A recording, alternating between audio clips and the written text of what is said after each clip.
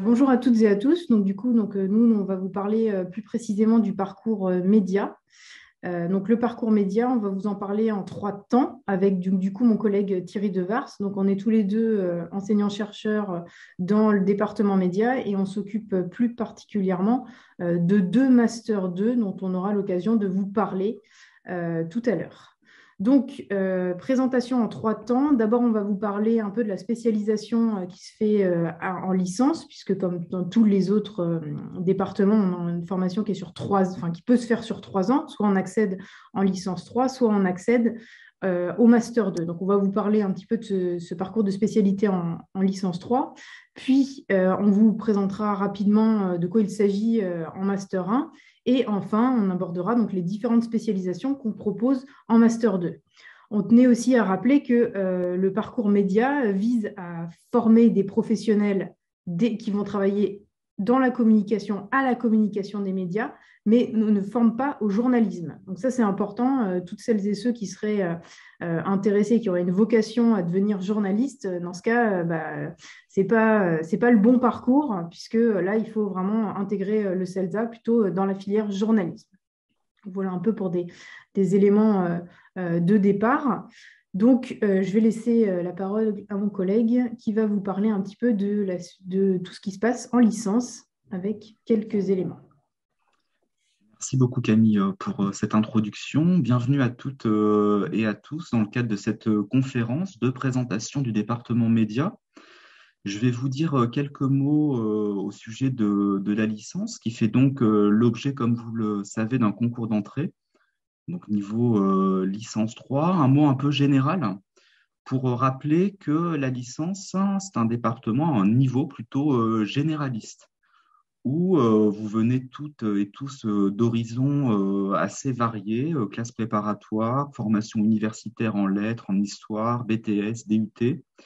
Et notre objectif dans ce cadre-là, c'est de vous donner un ensemble de connaissances, un socle commun de connaissances en sciences de l'information et de la communication et en sciences humaines et sociales. C'est un moment important, un moment de sociabilisation, de découverte de la vie de ce qu'est le CELSA, qui, rappelons-le, est une grande école publique au sein de Sorbonne Université.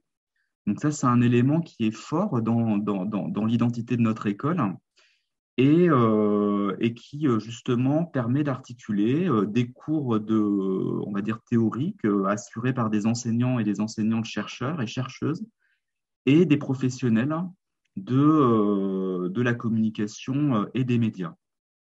Alors avant de dire quelques mots sur justement ces enseignements optionnels en licence 3, vous rappelez que cette année de L3 présente l'opportunité pour vous, vous donne l'opportunité de participer à une vie associative qui est très dense. Vous pouvez vous reporter sur le site du CELSA à ce sujet. Il y a des moments structurants également, comme l'écriture d'une fiction, d'une nouvelle ou d'un scénario cinématographique. Une initiation à la recherche, qu'on appelle le TIR, le travail d'initiation à la recherche, et bien évidemment un stage qui va venir achever votre année de licence 3 et vous guider vers la professionnalisation. Alors au niveau de la licence, pour ce qui concerne la professionnalisation, on peut parler plutôt d'une initiation à des enseignements qui seront en lien avec l'univers des médias et de la communication, notamment de la communication digitale. Vous voyez affiché à l'écran un ensemble d'intitulés liés à l'écosystème de la presse, à la presse en règle générale, au métier du conseil, à la télévision, etc., qui sont dispensés par des professeurs associés. Je pense notamment à Antoine Boilet, qui est chargé de la communication et du marketing à France Télévisions, ou encore à Marc Gonnet, qui a longtemps officié à Europe 1 pour tout ce qui concerne la stratégie de marque, qui est désormais dans le spectacle vivant. Donc l'année de L3, c'est une année d'initiation à la professionnalisation qui se poursuit en Master 1 et je vais redonner la parole à ma collègue Camille Rondeau qui va vous en dire quelques mots. Merci Thierry. Donc du coup, juste à titre informatif et un peu pour vous montrer, donc on avait mis un peu pour que vous vous rendiez compte de ce que peut représenter la spécialisation média. Donc c'est notamment en deux pôles, donc 56 heures d'un côté avec ces éléments-là, et ensuite d'autres éléments spécifiques aussi dans le parcours média, avec bien sûr le stage qui est très important aussi là-dedans, des organisations de visites d'entreprise, donc bien évidemment les étudiants du de la licence et du parcours média vont plutôt visiter des médias pour un peu s'approprier, découvrir ce système. Donc, comme ça vous a été présenté, donc on est vraiment sur une dimension un peu progressive, c'est-à-dire qu'en licence 3, on a davantage de cours qui vont être plus théoriques, c'est-à-dire dispensés par des enseignants-chercheurs, c'est-à-dire des universitaires. Et en fait, les professionnels vont être de plus en plus présents et on passe donc un peu un cap avec le Master 1 ou donc cette deuxième année de spécialisation. Donc, ce n'est pas pour vous raconter tout exactement ce qu'il y a dedans, mais comme ça vous donne un peu une idée pour un peu plus vous projeter. Donc là, on rentre dans une dimension, on est plutôt sur une organisation, on va avoir davantage de professionnels qui vont venir partager leur expérience, mais aussi enseigner des méthodologies professionnelles.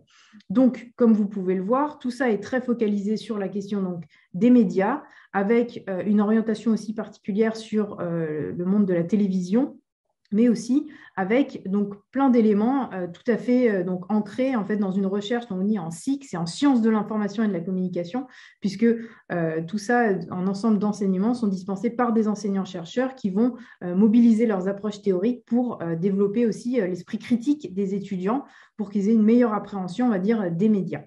Donc, ça, ce sont des éléments, donc des choses beaucoup plus concrètes, comme vous voyez voir, de l'initiation à la gestion financière, donc là, qui permet aussi de comprendre l'écosystème des médias pour quand les futurs professionnels s'y retrouvent, savoir de quoi il s'agit.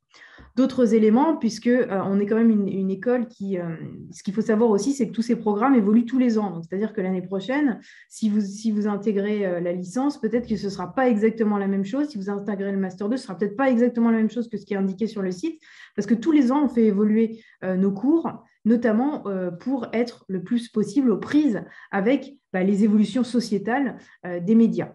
Donc, vous le voyez ici, c'est traduit notamment donc, la question des transformations des médias qui sont au cœur aussi de ce programme-là et qui reprennent les différents pôles qu'on peut voir des médias dans une définition assez classique. Après, tout ce qui va être lié à la question des stratégies, mais aussi des éléments sur la question de l'innovation et de l'entrepreneuriat. Pas oublier, puisque aussi le CELSA est vraiment, a dans son identité l'initiation aussi à la recherche. Il y a, comme ça vous a été présenté par mon collègue, un travail d'initiation à la recherche en licence 3.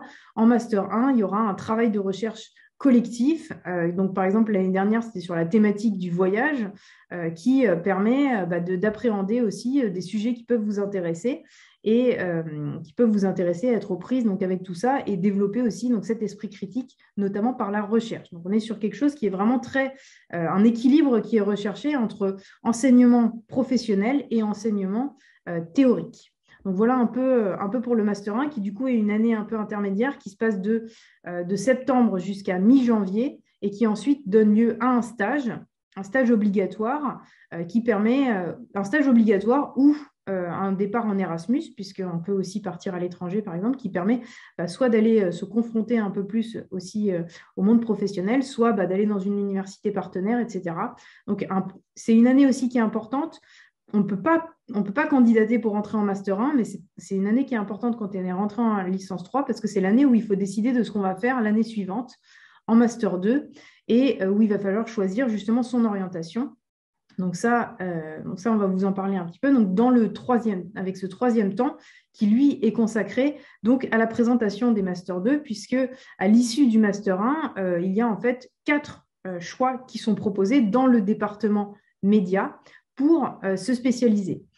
Donc 4 choix que sont donc, d'abord le Master de médias et numérique, le Master de médias et management, donc 2 formations qui sont en formation initiale classique, c'est-à-dire, qu'est-ce que ça veut dire? Ça veut dire que vous êtes 6 mois en cours, puis 6 mois en stage.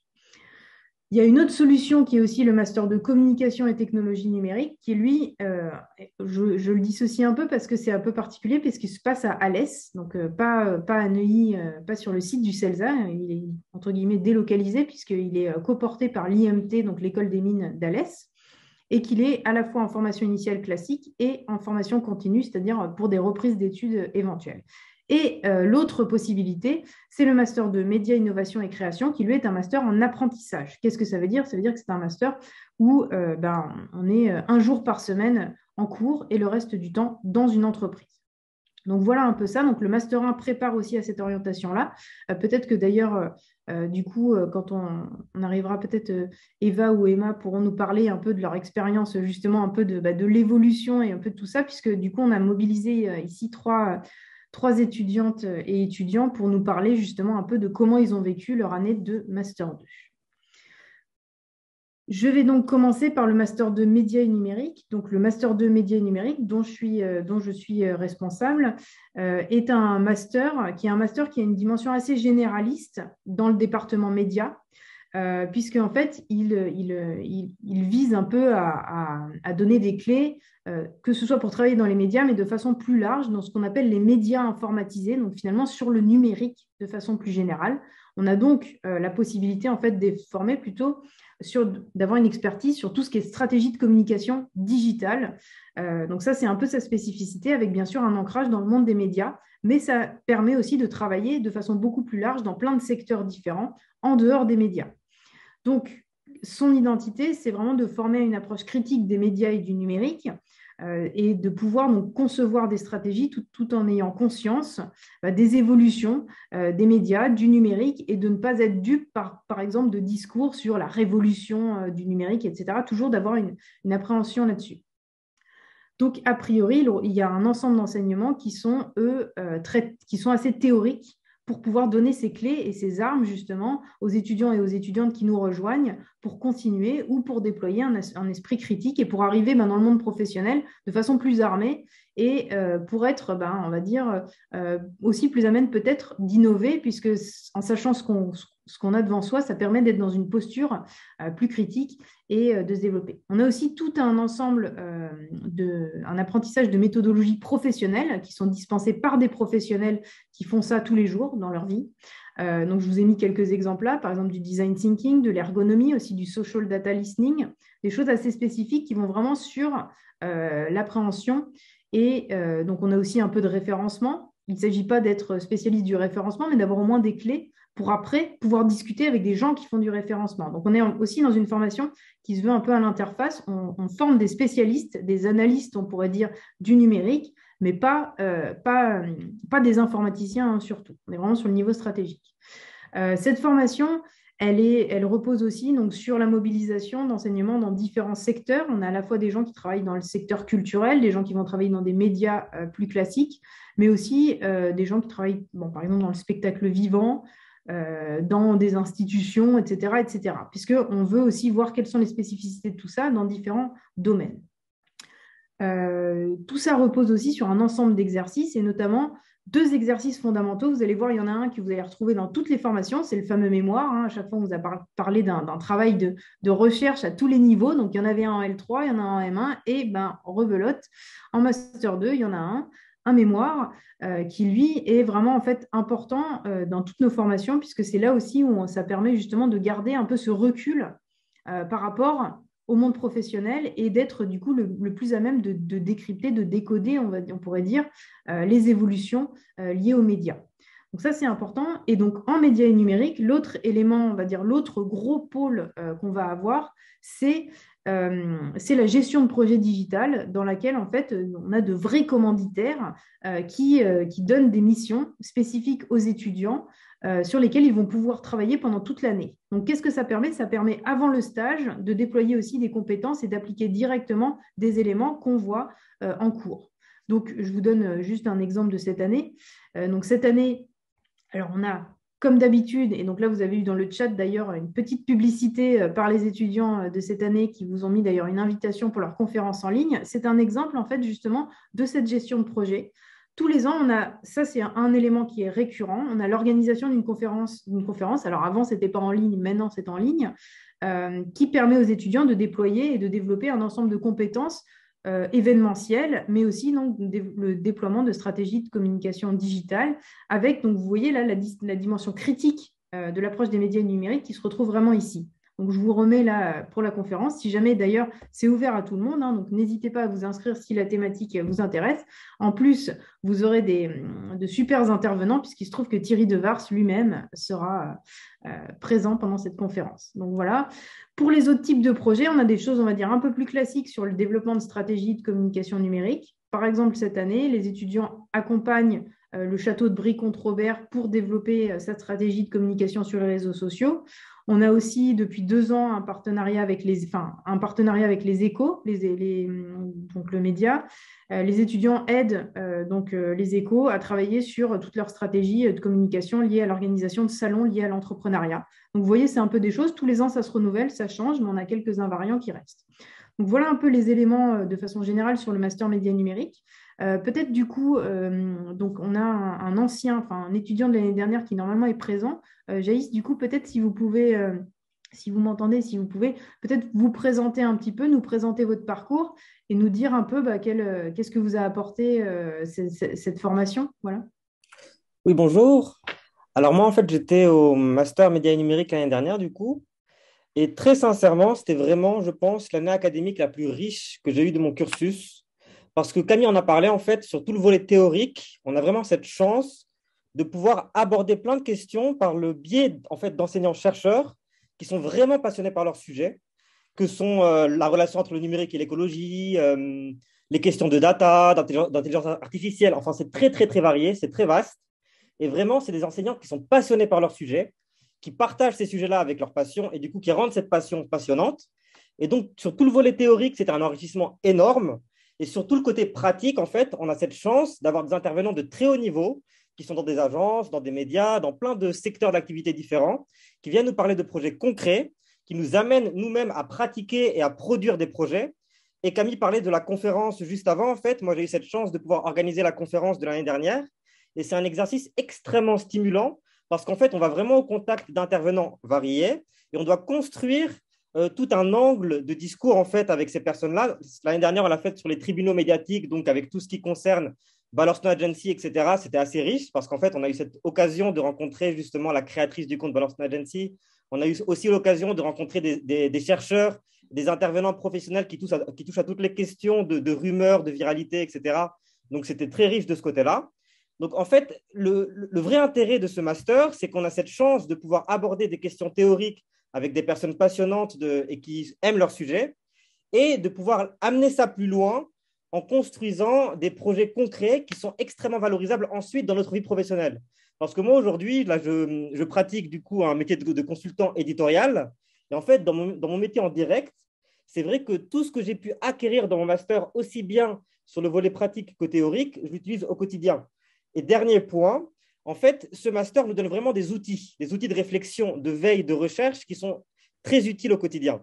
Typiquement, on a des cours qui nous amènent à construire une veille personnelle ou à savoir chercher de l'information, savoir construire des enquêtes, savoir mener des entretiens de manière très professionnelle. Et tout ça, en fait, c'est des choses que j'utilise vraiment au quotidien dans mon métier. Donc, en fait, tout le volet théorique vient servir ensuite une pratique professionnelle très, très, très, très intense et très riche. Et c'est vrai que ce master, au-delà évidemment de ce qu'il m'a apporté, il y a 2 points en fait que je trouve essentiels à rappeler. C'est un master très incarné. Ce master, il est incarné évidemment par la figure de Camille Rondeau qui chapeaute la maquette du master, mais aussi par tous les intervenants qui le façonnent. Et c'est vrai que cet aspect incarné, c'est vraiment une richesse inouïe parce qu'on a un accompagnement qui est vivant, qui est riche, qui est individualisé, qui est singulier parce que la question du mémoire, chacun développe son mémoire et chacun est accompagné dans sa réflexion. Et en fait, c'est une révélation qu'on a en soi parce que c'est vrai qu'on avance dans notre mémoire et puis on est accompagné de manière personnelle et singulière. Et c'est un vrai bonheur de pouvoir avancer là-dedans par ce biais académique. Et le deuxième point, c'est qu'il y a une vie en fait autour de ce master parce qu'on parlait d'association juste avant avec Thierry Devars. Et en fait, notre master, le master média numérique, le M2 média numérique, a une association d'anciens qui est très vivante, qui est très riche. Il y a une vraie continuité en fait. On fait le master, mais ensuite, il y a une vie qui continue liée à ce master avec des personnes qui en sont sorties et qui en sortent. Et du coup, il y a une véritable communauté qui se crée. Donc, c'est vrai que c'est aussi cet aspect-là qui est intéressant, de pouvoir continuer à se voir, à se fréquenter, à échanger et à avoir une suite, en fait. Donc, pour moi, ce master, c'est un très beau moment qui continue encore aujourd'hui et qui participe à ce que je suis aujourd'hui. Et je suis vraiment très heureux d'être passé par là. C'était un véritable un véritable bonheur. Donc, si vous avez des questions éventuelles, n'hésitez surtout pas. Je suis là vraiment pour ça. Merci Jaïs, hein. Donc je signale que personne n'a été payé, hein, pour dire des choses bien, hein. Non, non, D'accord. vraiment pas, hein. Franchement, au Oui. contraire, hein. Je le dis parce que vraiment, je pense tout ce que je dis de A à Z, hein. Du coup, peut-être s'il y a des questions, n'hésitez pas à écrire dans le chat, du coup, ou même directement si ça concerne peut-être telle ou telle formation, mettez bien peut-être un hashtag et la formation. Soit vous mettez numérique, soit vous mettez innovation, soit management, et comme ça, les personnes pourront vous répondre directement. D'accord? On fait comme ça. Et du coup, merci Jaïs, comme ça, qui va rester avec nous et il pourra notamment répondre à vos questions dans le chat. Et puis on verra, normalement on aura un peu de temps après la présentation pour répondre à des questions de vive voix si jamais il y en a qui n'ont pas eu de réponse à leurs questions, parce que c'est vrai que le chat ça peut aller vite et il y a certaines questions qui vont peut-être passer à la trappe. Alors, on passe donc du coup, la deuxième formation, c'est une autre formation initiale, donc avec le même rythme que le média et numérique, c'est-à-dire 6 mois de cours en gros, et ensuite 6 mois de stage. Je laisse la parole à mon collègue Thierry Devars. Oui, merci beaucoup Camille. Je vais vous présenter le Master 2 Média et Management qui est piloté par notre collègue Virginie Julliard qui ne peut malheureusement pas être présente aujourd'hui, mais qui s'occupe de ce Master 2 ainsi que de l'ensemble du département. Alors, le Master 2 Média et Management, c'est une formation classique, c'est-à-dire que vous avez 5 mois de cours au CELSA entre septembre et début février, suivi de 3 à 6 mois de stage en entreprise. Ce Master 2 Média et Management vous propose globalement une pédagogie fondée, comme vous le voyez à l'écran, sur une approche critique, transversale de l'environnement médiatique contemporain, avec à la clé, sur le plan à la fois, je dirais, théorique et pratique, une connaissance du fonctionnement des grandes entreprises de médias, au premier rang desquelles figurent les médias d'information classiques, la télévision, la radio, la presse écrite, mais tout ce qui va relever également de l'environnement digital. Le Master 2 Média et Management est centré initialement sur des questions de communication, de management et de marketing des entreprises de médias. C'est sur ces fonctions-là que nous formons les étudiantes et les étudiants à partir de tout ce qui va faire la vie d'une entreprise de médias, d'un média. Donc, dans cette formation, vous allez apprendre avec justement l'intervention de différents intervenants et intervenantes professionnels des méthodologies qui pourront vous servir dans le cadre de vos stages ou de vos expériences professionnelles futures. Je dirais que comme une grande partie des formations du CELSA et du département média, ce qui va compter en Master 2, c'est la dimension de professionnalisation, de mise en pratique, avec ce qu'on appelle la pédagogie par projet et des cours qui sont par ailleurs, je le signale, mutualisés. Il y en a un certain nombre de cours qui sont mutualisés entre le média et management et le Master 2 en apprentissage dont je m'occupe et dont je vous parlerai juste ensuite. Parmi le projet phare du Master 2 Média et Management, c'est le projet Effeuillage, qui est, que vous connaissez certainement, qui est un bimédia qui va chaque année être piloté, animé par l'ensemble des étudiants de la promotion, avec l'appui d'une de nos collègues qui s'appelle Valérie Patrin-Leclerc, et qui va engager toutes les dimensions de la vie d'un média, je dirais de la production de son contenu à la communication, aux relations presse, à l'organisation récurrente d'événements, et c'est ce qui va contribuer à votre professionnalisation. Je veux bien, Camille, que tu reviennes sur la slide précédente. On reverra les visages des effeuilleurs et des effeuilleuses par la suite. Donc, on a cette gestion de projet qui va supposer un accompagnement individualisé par groupe, qui va supposer aussi des enseignements d'appoint sur justement la vie de ce média qui a été un média papier qui, à ma connaissance, est surtout digital aujourd'hui, mais Eva pourra donner son expérience puisque Eva Boissonnat-Boyer est actuellement en Master 2 Média et Management. Et on a un deuxième projet dont je parlerai peut-être davantage pour le Master 2 Média, Innovation et Création, mais qui concerne aussi le Master 2 Média et Management, qui est lié à la création de formats audiovisuels et numériques innovants et qui suppose aussi un projet, une présentation devant un jury de professionnels et d'universitaires. Donc la formation Média et Management, le Master 2, c'est une formation, vous l'avez compris, transversale, qui a pour vocation de vous guider, de vous professionnaliser vers les métiers de l'ensemble de l'environnement médiatique, avec peut-être une petite coloration télévisuelle marquée pour le Master 2 Média et Management, mais les maquettes évoluent chaque année et bien évidemment s'ajustent aux perspectives d'employabilité de nos étudiants. Camille Rondeau l'a rappelé avec pertinence et justesse. Bien évidemment, il y a un moment important, c'est ce moment du mémoire qui constitue le sésame, la clé de votre diplomation. Le mémoire, c'est aussi cette possibilité que vous avez d'exercer au sein de la formation un regard critique, réflexif sur la vie des médias, la vie de la communication et qui est susceptible par ailleurs de concerner vos préoccupations professionnelles. Je vais peut-être donner la parole à Eva Boissonnat-Boyer qui pourra compléter de façon vivante mon propos. Bonjour à tous, vous m'entendez bien, ça va? Super. Alors, donc, bonjour tout le monde. Donc, je suis dans le master MD Média et Management. Donc, en effet, c'est vrai qu'il y a ce gros projet d'effeuillage. Je pense que c'est important de revenir un peu dessus. Et puis, même pour vous qui préparez peut-être le CELSA, c'est aussi bien que vous voyez en master 2 ce qu'on fait parce que c'est vrai que parfois on a un peu du mal à visualiser comment ça va se passer. Et vraiment, le master 2, c'est là où vous pouvez pleinement mettre en œuvre tout ce que vous avez appris depuis la L3, ou si vous arrivez, on est moitié dans la classe quasiment à avoir des nouveaux élèves qui arrivent en Master 2. C'est aussi une année vraiment intéressante parce qu'il y a beaucoup de projets. Donc, pour mon parcours, je vois qu'il y a beaucoup de questions par rapport aux classes prépa, etc. Donc, moi, j'ai fait une classe prépa littéraire de 2 ans. Je suis rentrée au CELSA par le biais de la BEL et je pense que ça va en rassurer certains, mais j'étais même pas sous-admissible à l'ENS, donc je sais pas comment marchent les quotas, etc. Mais ce que je peux vous dire, c'est que quand vous allez à l'oral, il n'y a vraiment pas de profil type et ça se vérifie dans les classes. Vous voyez, il n'y a pas de profil type élève du CELSA et par contre, voilà, il faut arriver à l'oral avec des vraies motivations, connaître un peu l'école, avoir suivi justement les journées portes ouvertes et tout ça et savoir un peu pourquoi vous voulez aller dans cette école.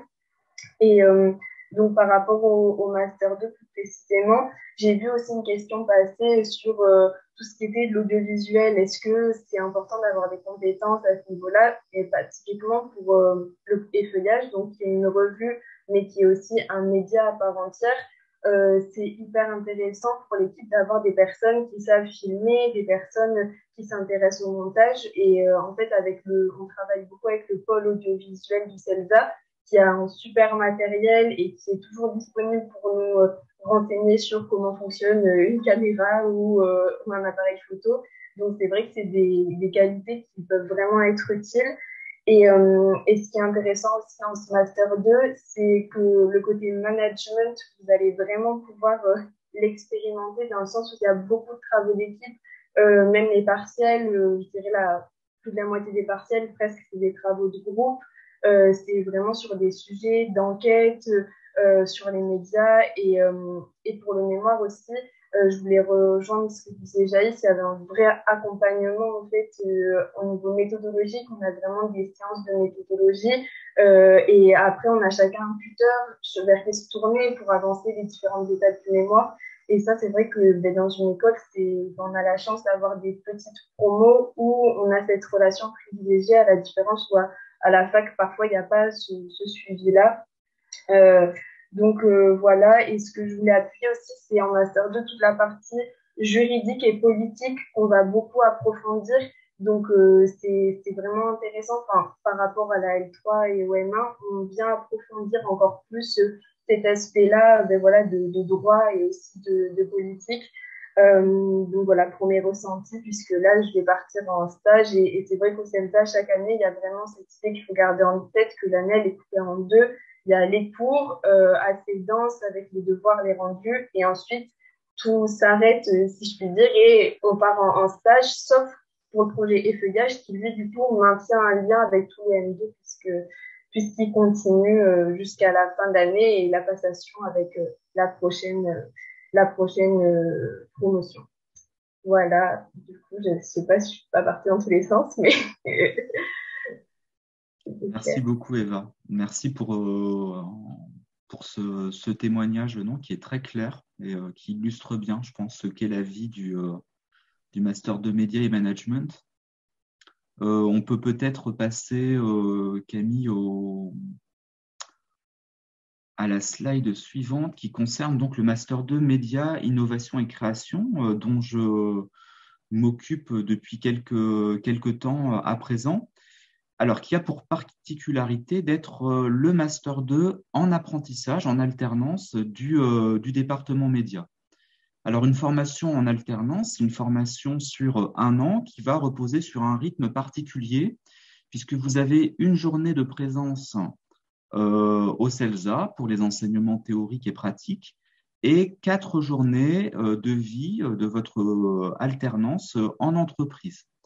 Vous avez aussi tout au long de l'année 6 semaines pleines, ça c'est pour le détail. On a 2 semaines pleines de cours à la rentrée et ensuite 4 semaines qui vont s'échelonner. Généralement, c'est novembre, décembre, janvier et mars de cours au CELSA. Donc, il y a vraiment ce principe, comme son nom l'indique, d'une alternance entre la formation universitaire et une professionnalisation qui est particulièrement importante dans le cadre de ce Master 2.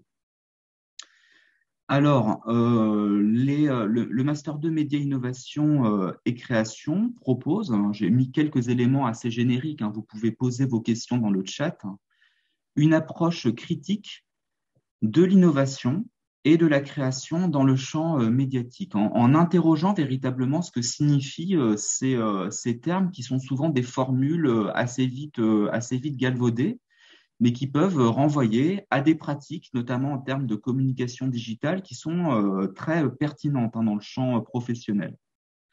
Ce Master 2, il a pour vocation de vous offrir une connaissance transversale de l'environnement médiatique et digital contemporain. C'est-à-dire que toutes les entreprises de médias sont susceptibles d'intéresser les enseignements qui vous sont dispensés, que ce soit la télévision, la radio et la presse écrite, ou au contraire les médias digitaux. Vous allez dans ce cadre faire l'apprentissage de méthodologies professionnelles et aussi d'une initiation, disons, à l'entrepreneuriat à travers une pédagogie par projet. Je pense que le maître mot de cette formation en apprentissage, c'est la pédagogie par projet, c'est-à-dire, et Emma pourra en témoigner, que les étudiantes et les étudiants travaillent essentiellement par groupe avec des intervenants et des intervenantes professionnelles autour de thématiques qui, dans le cadre de ce master, auront trait à l'innovation et à la création. Alors, le projet majeur de cette formation, c'est celui qu'on connaît souvent sous le nom de Fab Lab, que j'ai évoqué tout à l'heure, qui concerne aussi le Master 2 Média et Management, et qui va consister pour les étudiants à concevoir et formaliser une idée de format audiovisuel et numérique innovant. Alors, ce projet-là, il va donner lieu à une soutenance orale qui s'est réalisée dans des conditions un peu particulières cette année, mais vous vous en doutez, ce n'était pas très évident. Mais classiquement, vous le présentez devant un jury de professionnels et d'académiques, et il pourra faire l'objet, pour les promotions qui viendront, d'une mise en incubation de cette idée de format audiovisuel et numérique dans un cadre qui est extérieur à la maquette. C'est un peu compliqué à expliquer, mais dans l'idée, vous avez cette possibilité d'exercer votre créativité en créant un format audiovisuel. Vous avez des cours pour vous accompagner dans ce cadre-là. Vous avez un cours, me semble-t-il, d'argumentaire, comment pitcher un projet, comment le vendre. Vous avez des cours sur les enjeux juridiques et financiers qui ont trait justement à la création de formats audiovisuels et numériques. Vous avez également un cours lié à la veille commerciale sur cet environnement audiovisuel bien spécifique. Ça, c'est un projet, le projet phare. On a d'autres projets dans d'autres domaines qui vont concerner l'innovation et la création. Vous avez au second semestre un enseignement assez conséquent hein, qui va consister pour vous à concevoir et promouvoir un produit digital, donc avec une initiation pratique hein, à la dimension entrepreneuriale et toute la formalisation du projet de A à Z avec une présentation à l'oral. Vous avez des projets de groupe sur l'univers du jeu vidéo avec un serious game. Vous avez également la possibilité de créer des podcasts. Donc, on a un ensemble de projets structurants, un atelier d'écriture de scénario également, c'est ce qui me vient à l'esprit, qui vont faire que vous allez travailler essentiellement par groupe. Alors, ce travail de groupe, ces travaux de groupe sont cumulés évidemment à votre expérience de l'alternance et font que la formation, elle est exigeante. Elle est constructive, elle va vous apporter beaucoup, mais ça suppose d'être une bonne marathonienne ou un bon marathonien tout au long de l'année, de septembre, date de la rentrée, à septembre qui suit, date de soutenance du mémoire. Cette formation, elle évolue, elle est ajustée à l'évolution du champ médiatique et de la communication digitale. Donc, chaque année, elle fait l'objet de petits ajustements. Un mémoire vient ponctuer, vient achever donc cette formation. Et pour préciser un peu les choses, le jour de présence au CELSA, c'est le mercredi, qui est généralement un jour qui est apprécié des employeurs. Alors, vous avez un peu l'idée. Je vais donner la parole à Emma Jurado, qui était donc étudiante dans la formation l'an dernier, que je remercie chaleureusement pour sa présence aujourd'hui. Bonjour, vous m'entendez bien? Top. Du coup, effectivement, j'étais étudiante l'année dernière dans le Master 2 Média, Innovation et Création. Alors, je reprends un peu en arrière parce que je vois qu'il y a beaucoup de questions dans le chat sur l'accès en L3 et c'est normal parce que je pense que beaucoup de personnes présentes veulent intégrer le CELSA en L3. Moi, j'ai fait 2 ans de licence Infocom à l'université avant d'intégrer le CELSA sur concours. Voilà. Comme ça, il y a des personnes qui viennent de l'université, il n'y a pas de souci. Du coup, en M2, donc j'ai fait le M2 MIC. Comme disait Thierry, c'est vraiment une année qui est intense et qui est ponctuée de plein de projets, certains qui prennent l'année, certains qui prennent le semestre, certains plus courts. Il y a 2 gros projets en groupe, c'est effectivement la création d'un format audiovisuel et la création d'un produit numérique. Et il y a 2 projets sur l'année, c'est le mémoire qui est individuel et l'alternance évidemment parce que du coup c'est quand même beaucoup de temps en entreprise vu que les cours c'est tous les mercredis plus je crois environ 1 semaine tous les 2 mois de cours. Donc on passe quand même beaucoup de temps en entreprise.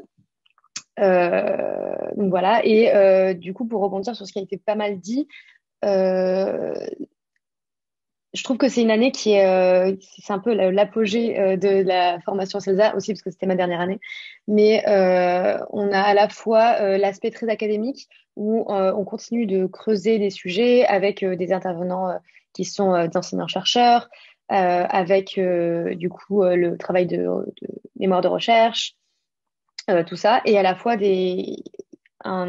plutôt un axe très professionnalisant où on rencontre plusieurs professionnels de la communication, où on va explorer plusieurs médias.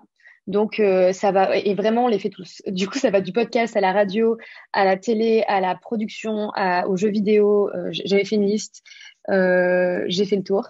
Voilà, on explore un petit peu tout. Je trouve que c'est très pratique qu'on sache déjà ce qu'on veut faire ou qu'on sache pas, parce que si on sait pas, on peut découvrir un petit peu tout ça. Et si on sait, alors à ce moment-là, évidemment, peut-être que certains projets nous passionneront plus, mais c'est aussi bien de voir ce qui se fait dans les autres domaines. Donc voilà.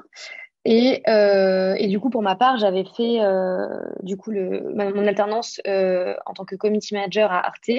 Et maintenant, je suis embauchée en tant que community manager également au Palais de Tokyo. Et du coup, dans l'aspect professionnel dans ces entreprises, j'ai beaucoup bénéficié de cet aspect fond-forme, creuser, mais être professionnalisant de la formation du CELSA parce que, par exemple, Community Manager, c'est un travail où on a à la fois besoin de condenser le propos. Enfin, on a 280 caractères sur Twitter, quoi.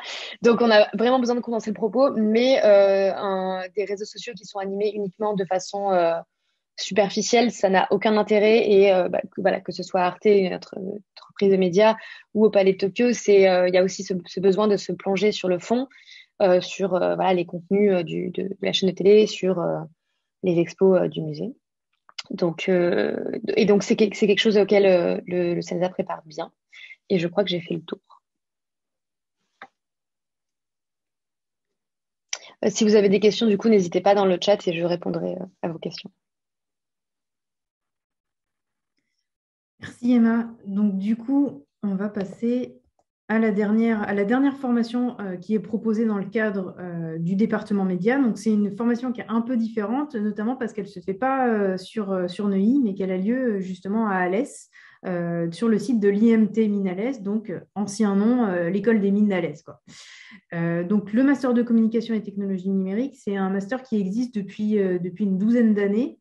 Et en fait, c'est une formation qui est plus large, c'est-à-dire qui est pas forcément ancrée dans les médias et qui est vraiment sur la question des technologies numériques et qui en fait vise à déployer davantage de compétences un peu techniques. Alors, il ne s'agit pas de devenir un technicien, de devenir un ingénieur, mais l'avantage en fait que vous avez en suivant cette formation, c'est que vous bénéficiez en effet des compétences spécifiques des enseignants-chercheurs de l'école des mines qui, eux, ne sont pas que des enseignants en sciences humaines et sociales, mais qui sont aussi des docteurs en mathématiques, en sciences de l'ingénieur, etc., et qui, du coup, vont apporter d'autres types de compétences.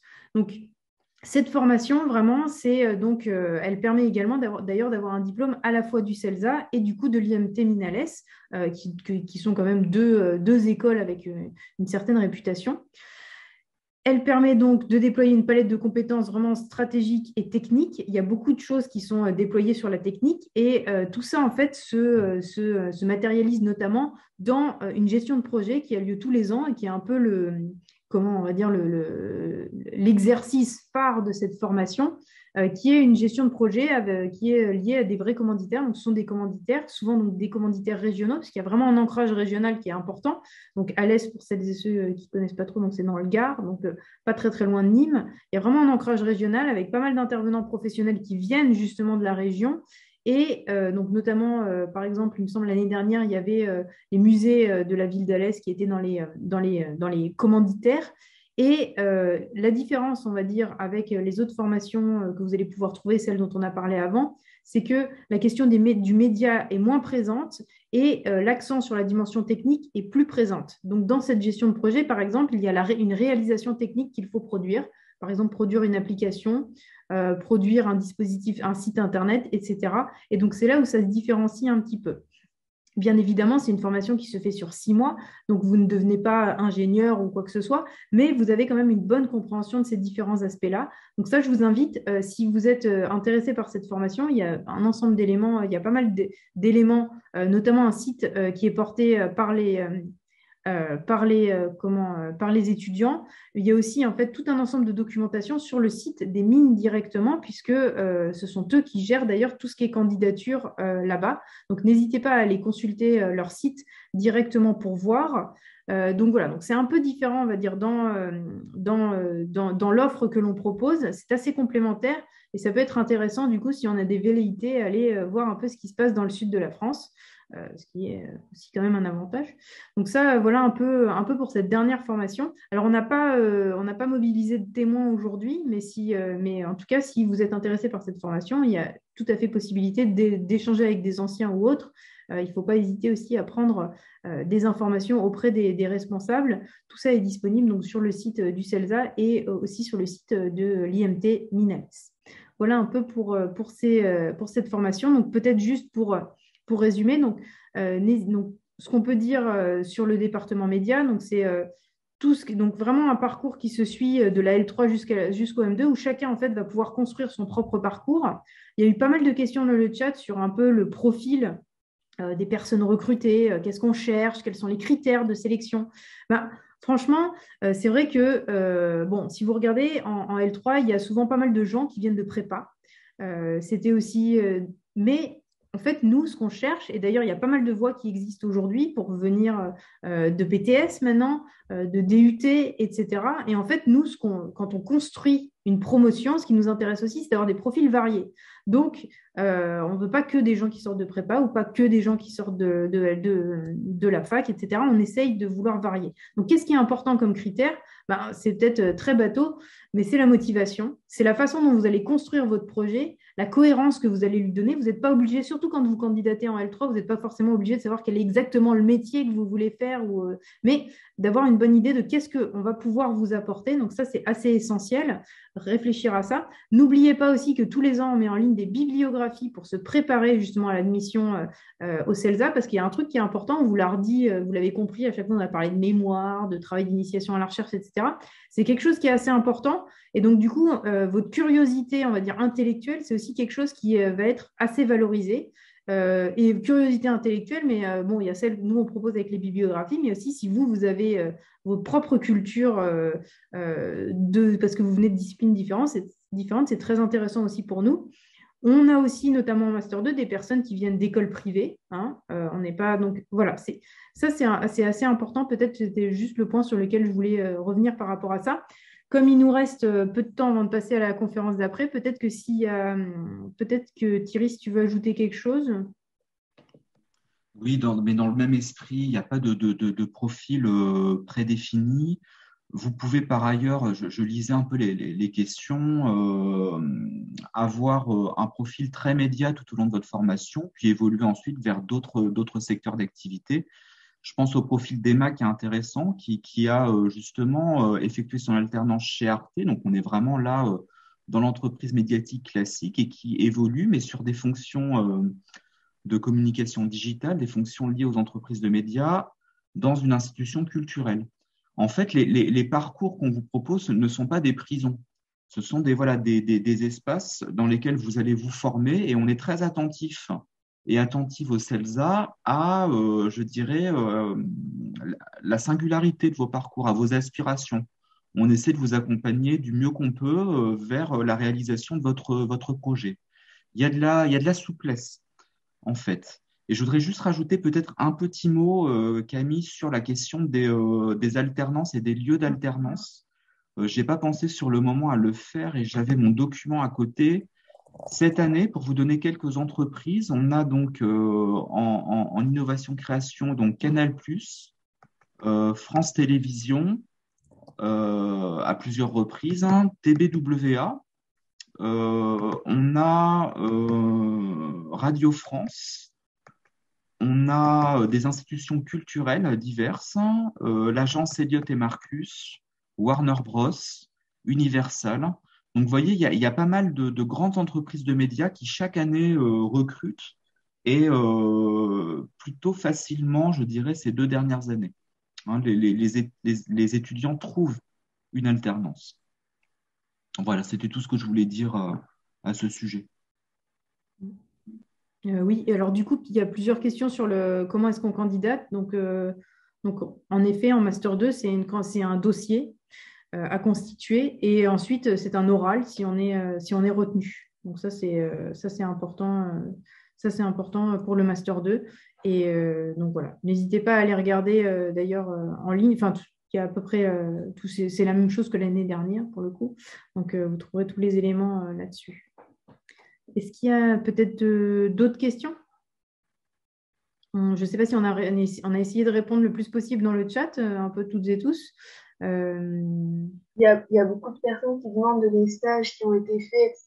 Oui. Et si je peux donner un petit conseil, d'ailleurs, jeter un œil sur LinkedIn. C'est hyper intéressant. Vous mettez CELSA sur LinkedIn et vous voyez comme ça les personnes qui ont fait CELSA, ce qu'elles ont fait après. Et vraiment, ce qui est aussi hyper important de savoir, c'est que autant dans le service public que privé, il y a des stages partout. C'est pas parce que c'est le CELSA à la Sorbonne que ce sera forcément chez France Télévisions ou des groupes publics. Et à l'inverse, c'est pas parce que c'est une école de communication qu'on va que vers du privé, pas du tout. Enfin, comme Emma, voilà, je pense que tu seras d'accord avec moi, mais, mais du coup, je voulais préciser ça. Et vraiment, d'aller sur LinkedIn, ça aide beaucoup. Ouais. C'est un très bon conseil d'ailleurs, et souvent vous pouvez aussi trouver, par exemple, vous savez, pour le master média et numérique, il y a carrément une association des anciens dédiés, et du coup qui reprend l'ancien nom de la formation qui est MISC, MISC, et en regardant aussi comme ça, vous pouvez voir un peu les profils, et c'est vrai que on a aujourd'hui, des anciens qui sont un peu dans tout type de structure, et c'est vrai que c'est important, c'est que ça forme pour travailler dans les médias, mais concrètement, vous allez retrouver des gens aussi qui ne travaillent pas dans les médias. C'est vraiment un ensemble de compétences et c'est pour ça aussi que c'est très important de regarder les maquettes, de regarder ce qui est les maquettes, qu'est-ce qui est indiqué en ligne, parce que il faut aussi, on va dire, adopter un programme pour savoir qu'est-ce que vous avez envie d'apprendre en fait en rejoignant le CELSA. Et ça, c'est vraiment important à prendre en considération comme type d'élément. Voilà. Je ne sais pas si il y a d'autres choses. Ah, voilà. Bon, bah, sur le dossier, donc ça va bientôt ça va bientôt venir. Et surtout, peut-être aussi quelque chose sur n'hésitez pas à regarder sur les réseaux sociaux, en fait, les différentes formations ont généralement des réseaux sociaux. Et donc, du coup, vous pouvez à la fois consulter des contenus, mais aussi entrer en contact avec des personnes qui sont dans les formations ou qui ont été dans les formations. Ça peut être aussi important à la fois pour se préparer, mais aussi pour savoir si c'est ce qui vous convient. Après, vous pouvez bien évidemment écrire aux contacts qui vous sont donnés et s'il y a des questions spécifiques, éventuellement aussi nous écrire. On ne peut pas répondre à tout le monde, mais on peut, bien sûr, si nécessaire, on peut très bien aussi vous répondre pour vous apporter plus de conseils et de détails sur des formations spécifiques. Voilà. Alors, pour l'oral, aura-t-il lieu à distance ou en présentiel? Et à distance. À distance. Et sur le plan des critères d'admission, que ce soit pour Média Innovation Création ou les autres, il n'y a pas de critères prédéfinis. Ce qu'on va rechercher, c'est des qualités de réflexion, une curiosité. Au niveau de l'entrée en Master 2, un projet professionnel qui se précise, peut-être plus spécifiquement pour ce qui concerne l'alternance, puisque le contrat d'apprentissage, c'est généralement 1 an et ça suppose que vous soyez un petit peu ferme sur vos jambes sur ce plan-là. Mais on n'a pas de rigidité, je dirais, dans nos critères de sélection. On recherche un esprit de réflexion et de sérieux également. Oui, et aussi, ce qui est important aussi, c'est que nous, ce qu'on cherche, c'est à constituer aussi des promotions. Donc, du coup, on réfléchit aussi en termes de groupe. Donc, ça, c'est aussi à prendre en considération pour des formations où il y a beaucoup de travaux de groupe après, quoi. Donc, ça peut être aussi important à voir dans votre préparation. Alors, l'alternance est obligatoire si vous êtes en innovation-création, on est en alternance. Les autres, on peut être en stage. Voilà. Le questionnaire de motivation, c'est le même partout. C'est le même partout, c'est du coup vous qui l'investissez en fonction de votre candidature. Et la production audiovisuelle, il y en a, je pense, un petit peu, mais c'est pas forcément. On ne forme pas forcément à ça, quoi. D'accord? Donc ça peut accompagner un projet, mais on ne vous forme pas à être producteur audiovisuel, quoi. Alors, les stages peuvent se faire à l'étranger. On peut, oui, en effet. Tout à fait. D'ailleurs, peut y avoir des accompagnements pour ça. Pour une préparation. Alors, les métiers de l'édition, concrètement, on ne forme pas spécifiquement au métier de l'édition. Donc là, c'est vraiment, si vous avez envie d'aller en média ou en magistère, regardez les maquettes, regardez qu'est-ce qui vous intéresse spécifiquement. Vous allez trouver un peu des choses, mais on n'a pas une filière édition comme il peut y avoir dans certaines universités, quoi. Alors, l'alternance en innovation-création, c'est juste l'année de Master 2. Comme on l'a précisé, la licence 3, le Master 1, c'est de la formation classique. Et ensuite, en Master 2, si vous choisissez l'alternance, ce sera uniquement au niveau M2. Voilà. Et le questionnaire de motivation, vous allez donc a priori, c'est à partir du 10 qui sera mis en ligne. Mais vous inquiétez pas, c'est assez classique, hein, rien de révolutionnaire. Vous aurez le temps de le travailler une fois que ce sera en ligne. Parfait. Et ben, du coup, a priori, plus trop de questions qui viennent. Du coup, on espère vous retrouver, de retrouver vos dossiers bientôt, hein, vos dossiers de candidature, et puis de vous voir et de vous rencontrer éventuellement, du coup, lors des entretiens. Merci Merci à beaucoup à toutes et tout à le monde. tous. Merci Emma, merci Eva, merci Jaïs, et merci aussi toute la com au service audiovisuel technique pour cette conférence. Et on vous dit donc toutes et tous à très bientôt et surtout bon week-end. Bon Merci week-end à tout le beaucoup. monde. Au revoir. Bon Et week-end. au revoir. Au revoir. Au revoir.